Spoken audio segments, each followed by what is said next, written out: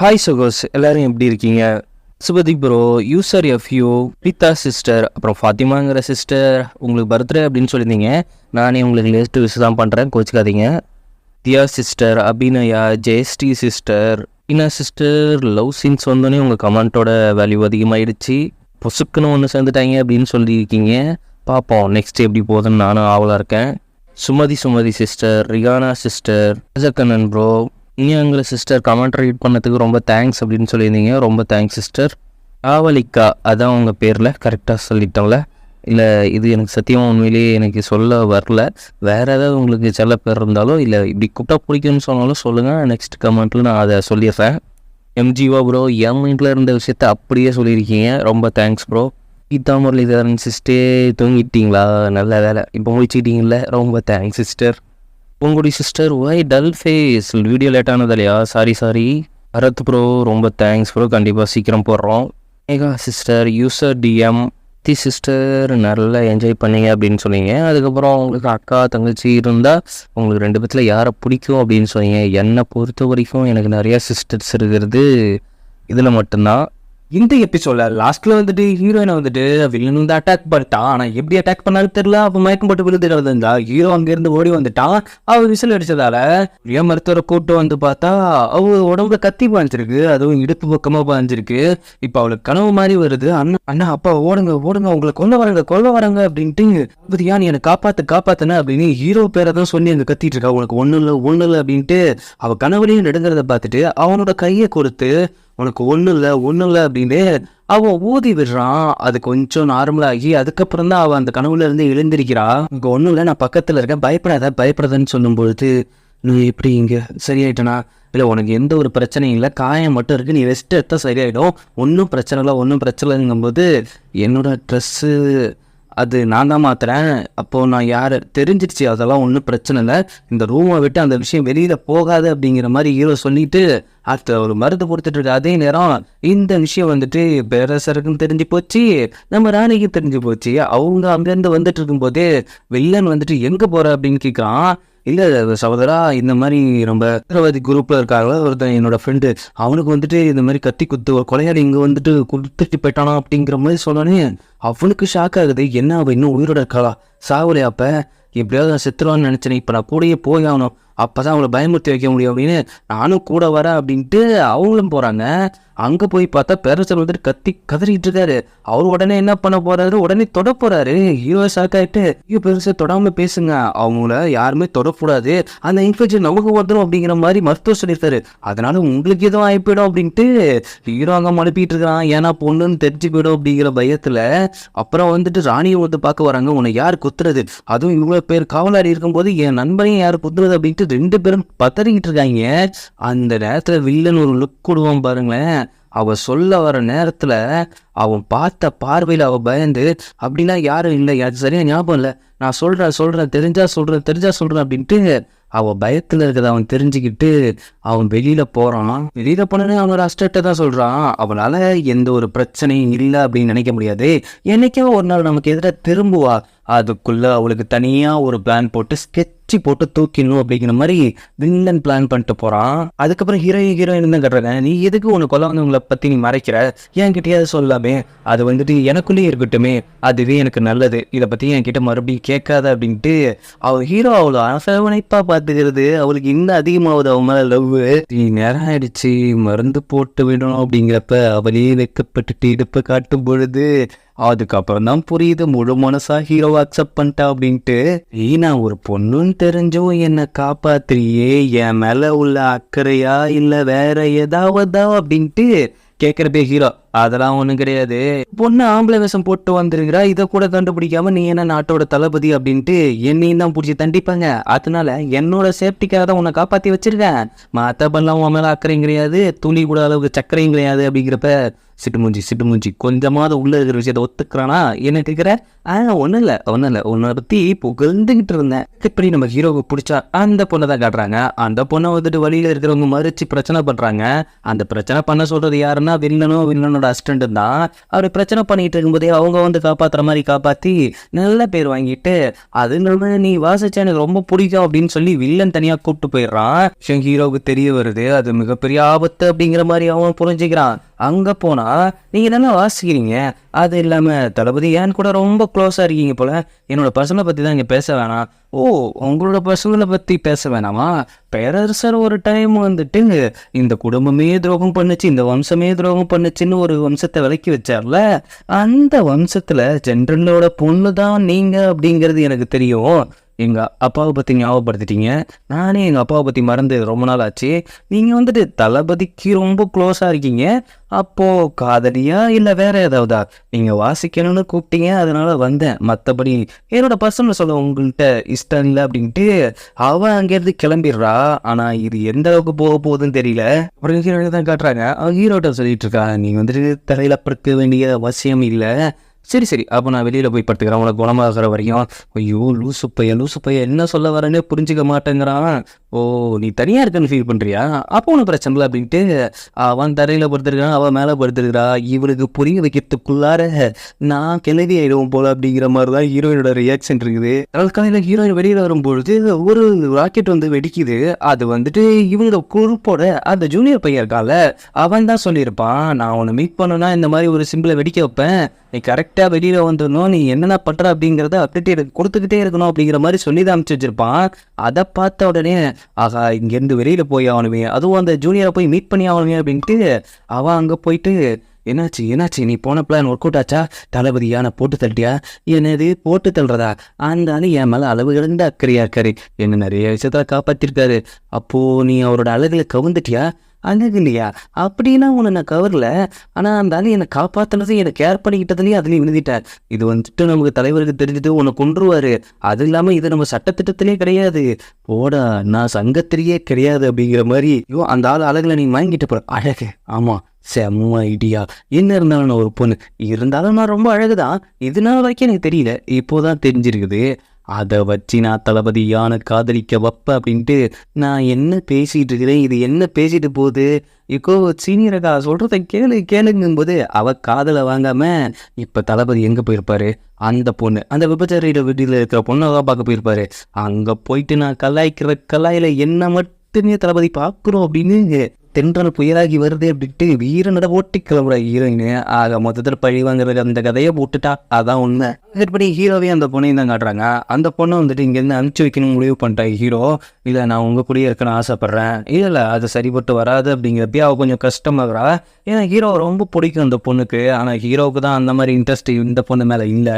நான் உங்களுக்காக ஒரு அங்கி எடுத்துகிட்டு வந்திருக்கேன், அதையாவது போட்டுக்கோங்க அப்படின்ட்டு அந்த பொண்ணு கொண்டாந்து கொடுக்குறப்ப இது கரெக்டான ஆள் நான் இல்லை அப்படிங்கிறப்ப அந்த பொண்ணு உண்மையிலேயே உடஞ்சிட்றா. அந்த நேரத்தில் ஹீரோயின் வந்துட்டு ஹீரோவை தேடி வந்துட்டு இருக்கிறா. இப்போ வெளியில் வந்து இருக்குன்னு தெரிஞ்சுதான் ஹீரோ ஒரு மாதிரி நெக்கலை அங்கேருந்து வரும் பொழுது, ஓ காசு அதிகமாக இருந்தால் யார் இங்கே வந்துடுவீங்களா? இங்கே எதுக்கு நீ வந்த? நீ எதுக்கு வந்தியோ அதை மாதிரி நானும் வந்திருப்பேன். ஓ அப்படியா, சரி உன் வேலையை பார்த்து நீ போ, என் வேலையை பார்த்து நான் வரேன். என்னது நீ இந்த அளவுக்கு போயிட்டியா? இனிமேல் நீ இங்கே வரவே கூடாது அப்படி இப்படின்னு கத்திட்டு போகிறா. இவ எதுக்கு சம்மந்தமே இல்லாமல் கத்திட்டு போகிறா அப்படிங்கிறது அவனுக்கு நல்லா புரிஞ்சு போச்சு. இதெல்லாம் பார்த்துக்கிட்டு இருந்த அந்த பொண்ணோட ஒரு லேடி இருப்பாங்க, எனக்கு தெரிஞ்சு அது பையனாக இருக்க வாய்ப்பில்லை, பொண்ணாக தான் இருக்கணும், நீ கொஞ்சம் சேஃபாக இருந்துக்கோ, தட்டிட்டு போயிட போகிறா அப்படிங்கிற மாதிரி அந்த பொண்ணு மனசில் இன்னும் வசச்சிட்டு போகுது. அது ஹீரோட சண்டை போட்டே வராங்க. அதுவும் அந்த பொண்ணை வச்சுதான் 2 பேரும் சண்டை போட்டு வரப்ப, சரி பத்தமாக போய் உள்ளே தூங்கு, ஏன் நீங்கள் சொல்லலாம் நாங்கள் போய் தூங்க மாட்டோமா? இல்லை ரொம்ப குளிராக இருக்குது, குளிருக்கு தான் போர் எடுத்துட்டு இருக்கமே, நீ கோவமாகவே பேசிகிட்டு இருக்கிற. ஆமாம் கோபப்படுறோம் தான், இப்போ என்னப்பா அப்படின்னு இவங்க 2 பேரும் சண்டை போட்டுட்டு இருக்க நேரத்தில் இளவரசர் வந்துடுறாரு. அவர் வந்தோடனே ஆமாம் நம்ம 2 பேரும் வெளியில் போய் சுற்றி ரொம்ப நாள் ஆச்சு, வா நம்ம 2 பேரும் போகலாம் அப்படிங்கிறப்ப ஹீரோ என்ன சொல்கிறான்னா, அவங்களுக்கு இன்னும் காயம் சரியாகலை, அதனால நீங்கள் வெளியில் கூப்பிட்டு போக முடியாது, அதாவது இந்த நேரத்தில் கூப்பிட்டு போனீங்கன்னா தப்பாக நினச்சிடுவாங்க அப்படிங்கிற மாதிரி ஹீரோக்குள்ளேயும் பொசசிவ் இருக்குதா, இதில் ப்ளேட் பண்ணுறடா நான் அப்படிங்கிற மாதிரி ஹீரோயின் வெளித்தரமாக யோசிக்கிறா. அக்காலையில் வெளியில இருந்து வந்தோடனே ஹீரோ தான் வாண்டடாக வந்து பேச வரான். இங்கே பாரு அவர் கூப்பிட்டாருன்னா மறுபடியும் எங்கேயும் போயிடாத, அது ஏன் இஷ்டம். இல்லை உங்களுக்கு அந்த பொண்ணு கொடுத்த அந்த அங்கி தான் உங்களுக்கு ரொம்ப பிடிச்சிருக்குல்ல, ஆமாம், ஒரு பொண்ணு அங்கே கொடுத்தாது அந்த பொண்ணு மனசார அவங்கள ஃபீல் பண்ணி அவளே கையால் செஞ்சு கொடுத்ததா இருக்கும். அப்படிங்கிறப்ப நானும் செய்கிறடா இங்கே அது உங்கள் லவ்வுக்காக நானே உட்காந்து கட் பண்ணி அளவெட்டுத்து அதை நான் அழகழகாக செய்கிறேன் அப்படின்ட்டு ஒவ்வொரு புக்காக படித்து துண்டு துண்டாக கட் பண்ணி போடுறா. எதுவுமே ஒன்றா வரல. லாஸ்ட்டில் ஃபினிஷிங் டச்சில் அவள் பண்ணியிருக்கிறது வந்துட்டு சின்னதாக ஒரு அண்ட்ராயர். அந்த அண்ட்ராயரு ஓ இது ரொம்ப பெருசாக இருக்கே அப்படின்ட்டு அதையும் பூச்சி கட் பண்ணி வச்சுட்றா. கட் பண்ணி பேரரசரை காட்டினா இப்போல்லாம் என்கிட்ட அவன் பேசுகிறதே இல்லையே, என்ன அடிக்கடி பார்க்க வர்றதும் இல்லை, தளபதி கூட தான் க்ளோஸாக இருக்கிற மாதிரி இருக்குது அப்படின்ட்டு அவரோட அசிஸ்டண்ட்டை புலம்பிட்டு இருக்காரு. நீங்கள் என்ன பண்ணுறீங்க, எனக்கு உடம்பு சரியில்லைன்னு சொல்லிட்டு அவங்க கூப்பிட்டுவாங்க. அப்படிங்கிறப்ப இதெல்லாம் ரொம்ப தப்பு, அதெல்லாம் நான் பார்த்துக்கிறேன், அவளை கூப்பிட்டுவாங்கங்கிறப்ப ஹீரோயின் பத்திரிக்கை அடிச்சுட்டு ஓடி வரா. என்னாச்சு உங்களுக்கு? அதுவா, நீ வேற என்ன 2-3 நாளாக வந்து பார்க்கவே இல்லையா, உடம்பு சரியானதுலேருந்து ஒரு மாதிரி நான் லோன்லியாக ஃபீல் பண்ணுறேன். இன்னும் டச் பண்ணி பேசி இருக்கிறதே கரெக்டாக ஹீரோ உள்ளே வந்துடுறான். ஹீரோ எதுக்கு வந்திருக்கானா, மருத்துவரை கூப்பிட்டு வந்திருக்கான். உங்களுக்கு உடம்பு சரியில்லைன்னா இவங்களை எதுக்கு கூப்பிட்றீங்க, அதுவும் போயிட்டு ஒரு மந்திரவாதியை கரெக்டாக மருத்துவரை தான் கூப்பிடுவோம். ஐயோ இது வந்துட்டு மனவியாதி, என்னோட ஃப்ரெண்டு என் பக்கத்தில் இருந்தால் சரியாக போகும் அப்படின்னா சொல்லக்கூடாது பேரரசே, நீங்கள் தான் இந்த நாட்டுக்கு ரொம்ப ரொம்ப முக்கியம். அப்போது உங்களை நாங்கள் செக் பண்ணியே ஆகணும் அப்படின்னு செக் பண்ணும்போது பேரரசரின் எதுவுமே இல்லை அப்படின்னு தான் சொல்லுவாங்கன்னு நாம் நினைப்போம். ஆனால் அவருக்கு சளி அதிகமாக இருக்குது, அவர் பக்கத்தில் யார் போனாரோ அது அவங்களுக்கு அஃபெக்ட் ஆகும், அவரை தனிமையில் இருக்க விடணும் அப்படின்ட்டு ஹீரோ ஆல்ரெடி பிளான் போட்டு தான் கூப்பிட்டு வந்துருக்குறான். இதை பார்த்தோன்னே ஹீரோயின் பதறி அடிச்சுட்டு வந்து பேரரசே நீங்கள் ரெஸ்ட் எடுக்கணும் அப்படின்ட்டு 2 பேருமே ஜாலியாக வெளியே போகிறாங்க. இதில் நடுவில் மாட்டிட்டு முடிகிறது நம்ம பேரரசர் தான். எதுக்கு பேரரசுக்கு சளி பிடிச்சிருக்குன்னு சொல்லி என்னை வெளியில் கூப்பிட்டு வந்தேன். ஒன்னெல்லாம் அவனை கூப்பிட்டு எனக்கு ஒன்றும் அவசியம் கிடையாது, பேரரசர் நல்லா முக்கியப்பா, அதனால தான் நான் அப்படி கூப்பிட்டு வந்தேன். இதில் ஒன்றும் அப்படி ஒன்றும் தெரியலையே, அவருக்கு உடம்பு ஹீட்டாகவும் இல்லை, அவர் பொய்யா நடிக்கிறாரு அப்படிங்கிறது ஒன்று தெரியலையா, அவர் என்ன இருந்தாலும் என்னோட ஃப்ரெண்டு, அவருலாம் அப்படி பண்ணவே மாட்டார். ஆமாம் நீ எல்லாத்தையும் நம்பிட்டுக்கிற. கொஞ்சமாக ஏதோ ஒன்று எட்டி பார்க்குறது போல, என்னது பொசசிவ்னஸ், அப்புறம் எதுக்கு நீ அவரை பார்க்க போன, அது என்னோட கடமை. ஓ நீ வந்துட்டு பேரரசரை பாதுகாக்கணும்னு நினைக்கிற, ஆமாம் அப்போ வா வந்துட்டு சண்டை போடலாம் அப்படின்ட்டு பயிற்சி மையத்துக்கு கூப்பிட்டு போகிறான். சரி உன் ட்ரெஸ் எல்லாம் மாற்றணும். என்னது ட்ரெஸ் எல்லாம் மாற்ற அப்படின்ட்டு ஹீரோயினை கூப்பிட்டு போயிட்டு அந்த பொண்ணை மறுபடியும் போய் மீட் பண்ண போயிருக்கான் ஹீரோ. ஆனால் கதவுக்கு வெளியில் நிற்க வச்சுட்டு போயிருக்கான். இதுக்கு பேர் ரிவெஞ்சா, பொசசிவ் ரிவெஞ்ச். எதை பற்றி பேச போயிருக்கானா, அந்த பொண்ணு இங்கேருந்து வெளியில் போனால் எந்த ஒரு சந்தேகமும் வரக்கூடாதுங்கிறதுக்காக ஹீரோ ஒரு பிளான் போட்டு வச்சுருக்கான். அதாவது இந்த பொண்ணு போகிறப்ப யாரோ இவங்களை கடத்தி கொலை பண்ணிடுறாங்க அப்படிங்கிற மாதிரி ஒரு கதையை ரெடி பண்ணிட்டு அந்த பொண்ணை வேற ஒரு இடத்துல வாழ வைக்கலாம் அப்படிங்கிற மாதிரி அவன் முடிவு பண்ணியிருக்கான். ஆனால் அந்த பொண்ணு என்ன சொல்லுதுன்னா, இல்லை நான் உங்களை விட்டு போகவே மாட்டேன், நான் உங்கள் கூட தான் இருப்பேன் அப்படிங்கிற மாதிரி அடம் பிடிச்சிட்டு இருந்தத வெளியில் நின்று ஹீரோயின் ஒட்டு கேட்டுகிட்டே இருக்கா. என்ன நடக்கும், ஒரு வேளை என்ன பேசுவாங்க, ஒரு வேளை கொஞ்சிப்பாங்களோ கொலாதிப்பாங்களோ, பேசாமல் நம்ம உள்ளே போயிட்டு வருவோம் அப்படின்ட்டு உள்ளே வரும்பொழுது இப்போ எதுக்கு நீ குறுக்க வர அப்படின்ட்டு அந்த பொண்ணு கோபப்படுறா. குறுக்கெல்லாம் இல்லை, ரொம்ப நேரமாக பேசிகிட்டு இருக்கீங்க, அதனால தாகம் எடுக்கும்ல, அதனால தான் தண்ணி கொண்டு வந்தேன், ஒன்றும் தேவையில்ல வெளியில் போ அப்படிங்கிற ஹீரோ சொன்னோன்னே இவனுக்கு இருக்கிற ஒரு நாள் என்னைய வெளியில் போ சொல்கிற அப்படின்னு அவள் கதவுக்கிட்டேயே காதை வச்சு ஒட்டி கேட்டுட்டு இருக்கிறான். ஐயோ என்ன பேசிக்கிறாங்களோன்ட்டு. ஆனால் ஹீரோ தெளிவாக சொல்லிட்டு வந்துடுறான், இதுதான் பிளானு, இதுக்கு நீ ஒத்துழைச்சி தான் ஆகணும், உனக்கு ஆபத்துக்கு வர வழியே இல்லை அப்படிங்கிற மாதிரி அந்த பொண்ணோட ஃபீலிங்ஸை கொஞ்சம் ஹர்ட் பண்ணுற மாதிரி தான் ஹீரோவை சொல்லிட்டு வரான். எல்லாம் ஜோடியாக ஒவ்வொருத்தங்களும் ஒவ்வொரு பொண்ணோட போயிட்டு இருக்காங்க. அப்போ ஒருத்தர் வந்துட்டு உன்னோட முடி ரொம்ப அழகாக இருக்குது, நீ ரொம்ப அழகாக இருக்குது அப்படின்னு சொல்லும் பொழுது ஹீரோயினுக்கு பற்றி பதறுது. ஆகா இவன் இன்னும் வெளியில் வரலேன்ட்டு. ஆனால் ஹீரோ வெளியில் கேஷுவலாக வந்துட்டு போகிறான். என்ன பிளான் வச்சுருக்கான்னு தெரியல இவன் அப்படின்னு ஹீரோயின் செம்ம கடுப்பில் போயிட்டு, நம்மளோட முடி எடுத்து விட்டால் நம்மளும் அழகாக தான் இருப்போம், அதை வச்சு நம்ம ஹீரோவை மயக்கிடலாம், பிளான் சக்ஸஸ். இன்னும் முடியை எடுத்து விட்டு உட்காந்துக்கிறப்ப கரெக்டாக நம்ம பேரரசரை வந்துட்டு அதை லைட்டாக பார்த்துடுறாரு. அப்போ இவ பெண்ணே தான் பொண்ணு தான், எதுக்கு இப்படி நடிக்கணும் அப்படின்னு அவர் அங்கே குழப்பத்துலேருந்து அங்கேருந்து வரப்போ கரெக்டாக ஹீரோ வந்துடுறான். என்ன விஷயம், எதுக்காக இப்போ இங்கே வந்தீங்க? இல்லை நீ வந்துட்டு அவன்கிட்ட வித்தியாசமாக ஏதாவது பார்த்தியா? யாருக்கிட்ட என்ன வித்தியாசமாக பார்த்தியா? புரியல பேரரசே. இல்லை நம்ம மந்திரவாதி இருக்காவில், ஆமாம் அவன்கிட்ட வித்தியாசமாக ஏதாவது பார்த்தியாங்க? இப்போ ஹீரோவுக்கு டவுட் வந்துச்சு. வித்தியாசம்னா இல்லை அவள் அடிபட்டதுலேருந்து கொஞ்சம் வித்தியாசமாக நடந்துகிட்ருக்கான், அதனால அப்படின்னு ஒரு வேளை ஹீரோவுக்கும் தெரியாதோ அப்படின்ட்டு அவரும் அவன்கிட்ட இருந்து மறைச்சிட்டு போயிடுறாரு. ஆனால் ஹீரோ உள்ளே வந்து பார்க்கும்போது அவள் தலைமுடியை போட்டு சரி பண்ணிகிட்டு இருக்காளா. அதனால என்ன ஆகுது, நீ இனிமேல் இந்த தலைமுடியை இங்கேயும் எடுக்கக்கூடாது, இந்த ரூம்லேயும் எடுக்கக்கூடாது அப்படிங்கிறப்ப இது நாம் 2 பேரும் இருக்கிற ரூம் தானே, இதில் எடுத்துக்கிட்டால் என்ன பிரச்சனை? அதெல்லாம் பிரச்சனை தான். சரி நீ பார்க்க போன உன்னோட பொண்ணு அழகாக இருக்காளா, இல்லை நான் அழகாக இருக்கனா? எனக்கு எதுவுலேயும் டிஃப்ரெண்ட் தெரில, ஒழுங்காக பேசாமல் தூங்கு, என்னோடய ஃபீலிங்ஸை நீ புரிஞ்சிக்க மாட்டியா, இந்த ஃபீலிங்ஸ்லாம் ஒன்றுமே கிடையாது அப்படின்ட்டு அவள் பட்டத்தில் திரும்பி போகையில் எம்ப்ராய்டிங் போட்ட ஒரு பை கீழே விழுது. அந்த பையை எடுத்து பார்த்துட்டு, ஓ இது உன்னோட பொண்ணு கொடுத்ததா, இந்த மாதிரி எம்ப்ராய்டரி போட்டு கொடுத்தா உனக்கு ரொம்ப பிடிக்குவா அப்படிங்கிறப்ப அதை வெட்டுக்குன்னு பிடிக்கிட்டு போயிடுறான். ஹீரோயின் செம்ம கடுப்பாயிடுறா, கடைசி வரைக்கும் நம்மளை புரிஞ்சிக்கவே மாட்டானா அப்படின்ட்டு. ஆனால் விஷயம் என்னென்னா, அது வந்துட்டு சின்ன வயசில் நம்ம ஹீரோயின் போட்டு கொடுத்த ஒரு எம்ப்ராய்டரியில் உருவான பை தான். அதை வச்சு அவளை நினச்சி தான் அவன் ஃபீல் பண்ணிகிட்டு இருக்கான். அங்கே கட் பண்ணி பேரரசரை காட்டினா அவர் கன்ஃபார்மே பண்ணிட்டாரு, அவள் பொண்ணேதான் அப்படியே இந்த அரண்மனைக்குள்ளே வரணும், இடையே ஒரு பையனாக நடிக்கணும் அப்படின்ட்டு அவள் இங்கே யோசிச்சுட்டு இருக்கும்போது, இது அப்போ என் மேலே இருக்க காதல் தான் அப்படின்ட்டு அவர் தப்பாக புரிஞ்சுக்கிறாரு காதல் அப்படின்ட்டு. இந்த விஷயம் பாட்டிக்கு தெரிஞ்சா ஆல்ரெடியே அவளை கொல்ல பார்த்தாங்க, இது மட்டும் தெரிஞ்சா அவளை போட்டு தள்ளுறது கன்ஃபார்ம். அதனால யாருக்குமே தெரியாமல் நாம் சீக்ரெட்டாக மெயின்டைன் பண்ணோம் அப்படிங்கிற மாதிரி அவர் லவ்னு நினச்சிக்கிறாரு. அதான் பெரிய பிரச்சனையாக போகுது. இதனால் காலையில் ஹீரோயின் தண்ணி தூக்கிட்டு வரப்ப ஹீரோ முன்னாடி போகிறத பார்த்துட்டு, ஆகா இவன் போகிறான் அப்படின்ட்டு உடனே பக்கெட் கீழே வச்சுட்டு, ஐயோ என்னால் தூக்க முடியல அப்படின்ட்டு ஹீரோவையே பார்த்துட்டு இருக்கிறா. ஹீரோ டெட் டைன்னு சொல்லிட்டு அவன் அந்தாண்ட போயிட்டு இருக்கிறான். அட்ட பாவி அப்படிங்கிறப்ப பேரரசர் ஓடி வந்துட்டு, நான் ஹெல்ப் பண்ணவா அப்படிங்கிறாரு.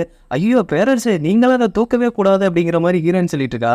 அடுத்து வந்துட்டு சரி எதில் பிரச்சனை பண்ணலாம் அப்படின்னு சமையலில் பிரச்சனை பண்ண பார்க்குறா. அப்படி பிரச்சனை பண்ணிட்டு இருக்கும்போது ஹீரோ கண்டுக்கவே இல்லை.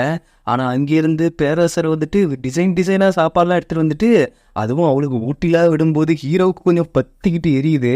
அடுத்தது வந்துட்டு மேலே ஏறி ஒரு ஸ்டெப்பில் நடந்து விடுற மாதிரி அப்படி போகிற மாதிரி ஹீரோ கிட்ட ஆக்ஷன் விடலாம் அப்படின்னு யோசிக்கிறா.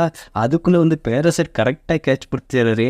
ஆனால் ஹீரோயின் என்ன நினச்சிக்கிறான்னா, கண்ணை மூடிக்கிட்டு ஹீரோ தான் கேட்ச் பிடிச்சான்னு சொல்லிட்டு கண்ணை திறந்து பார்க்கும்போது பேரரசாக இருக்கும்போது, ஐயோ பேரரசர் நீங்களா அப்படின்ட்டு இவங்க ரெண்டு பேரும் இப்படி க்ளோஸ் ஆகிறத பார்த்து ஹீரோ கடுப்பு தான் ஆகிட்டு இருக்கிறான். ஆனால் ஒவ்வொரு நேரத்துலையும் டேக்டிவ்ஸ் நிறுத்து அவன் ஆப்போசிட்டில் போயிட்டு இருக்கிறது தான் செம்ம கடுப்பாக இருக்குது ஹீரோயினுக்கு. பார்த்து கடுப்பான ஹீரோயின், நான் ஒரு முடிவு எடுக்கிறேன் பேரரசி, நாம் ரெண்டு பேரும் தனியாக பேசணும் அப்படின்னோடனே அவர் வேற மாதிரி புரிஞ்சுக்கிறாரு. ஆகா ஏதோ ஒரு விஷயத்த நம்ம கிட்ட சொல்ல போறா, நம்ம கிட்ட லவ் தான் ப்ரப்போஸ் பண்ண போறா, காதலை ப்ரூவ் பண்ண போறா அப்படின்ட்டு ஒரு மனசுக்குள்ள 1000 பட்டாம்பூச்சி பறந்துட்டு இருக்குது. ஆனால் நாம பேசும்பொழுது தளபதி நமக்கு காவலாக வெளியில் நிற்கணும் அப்படின்னு சொல்லும்போது தான் இது ஹீரோக்கான ரிவெஞ்ச் அப்படிங்கிறது நல்லாவே தெரியுது.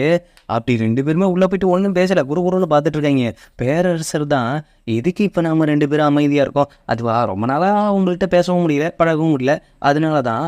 அது சரி, அதுக்கு ஏன் வெளியில் தளபதியும் என்னோட ஸ்டடி நிற்க வைக்கணும், இல்லை நம்ம ரெண்டு பேத்துக்கும் பாதுகாப்பாக இருக்கும்ல அப்படின்ட்டு. சரி எனக்கு ரொம்ப வேர்க்குது அப்படின்னு சட்டாய் கலட்ட போகிறாரு. ஐயோ அதெல்லாம் கலட்டாதீங்க அப்படின்னு சொல்லும்போது ஹீரோவுக்கு வெளியில் இருக்கிற ஹீரோவுக்கு கேட்டோடனே, என்னது கலட்டாதீங்களா, உள்ளே என்னடா நடக்குது, அவர் என்ன நினச்சிக்கிறாரு, ஏன் முன்னாடி கலட்டாதீங்க அப்படின்ட்டு வெக்கப்படுறா அப்படிங்கிற மாதிரி அவரை நினச்சிக்கிட்டு ஹீரோ என்ன யோசிக்கிறானா, என்ன இன்னும் அவன் உள்ளே வரல, நான் கட்டுப்பாக இருப்பேன், என்னை வெறுப்பேத்தனல, அதுவும் அந்த பொண்ணு கிட்ட பேசிக்கிட்டே என்னை வெளியில் நிற்க வச்சல, அனுபவி அப்படிங்கிற மாதிரி யோசிச்சுட்டு இருக்கா. ஆனால் பேரரசர் என்ன நினைக்கிறாரு, இவன் இப்படி திங்க் பண்ணிட்டு இருக்கும்போதே, உனக்கு ரொம்ப ஹாட்டாக இருக்குதா, ஆமாம், உனக்கு ரொம்ப சூடாக இருக்குதா, அப்போ ட்ரெஸ்ஸை கழட்டிடலாமா அப்படிங்கிறப்ப அவளும் ஓகேன்றா. ஏன்னா அவள் சிந்தனைலாம் வேறு மாதிரி இருக்கு. இவர் வந்து தப்பாக நினச்சி ட்ரெஸ்ஸை கரெக்டாக போகும்போது ஐயோ கலட்டாதீங்க அப்படின்ட்டு இவர் தடுக்க போகும்போது கரெக்டாக ஹீரோ உள்ள வந்து பார்க்கும்போது பேரரசர் கீழே கிடக்கிறாரு, இவர் மேலே கிடக்கிறா.